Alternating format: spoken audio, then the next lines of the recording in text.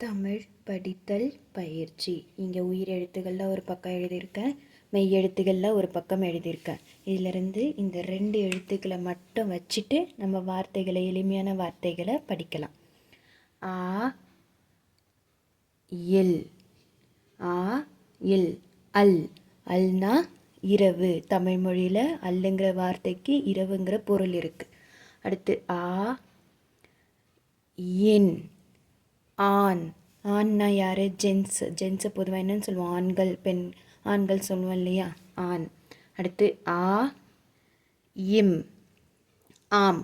ஆம்னா ஆமாம். அடுத்து ஆ இல், ஆல். ஆல்னா ஆலமரம். அடுத்து ஈ, இங்கே இருக்கு ஈ, எல். எல் வீடு.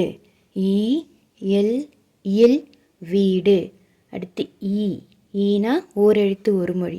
ஈ ஒரு பூச்சியோட பெயர். அடுத்து உ இன், 2 சுழியின் இருக்கா? அப்போ உ இன், உன்.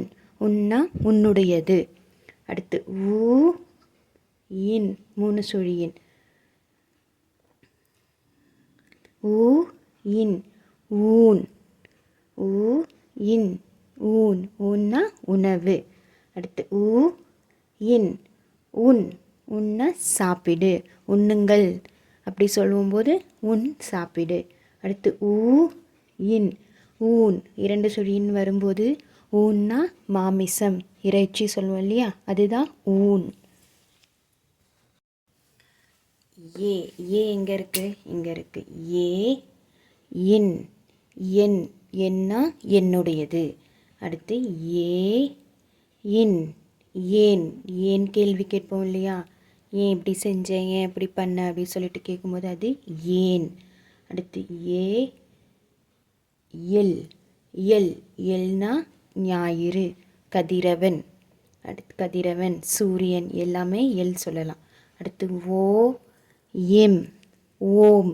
ஓ எம், ஓம். அடுத்து ஒரு எழுத்து ஒரு மொழி, ஒரே எழுத்து மொழி சொல்ல பொருள் தரும். ஐ. ஐ. ஐனா தலைவன். ஏ இன், என். ஏ இன், ஏன். A L, L. ஓ இம், ஓம். ஐ தலைவன்.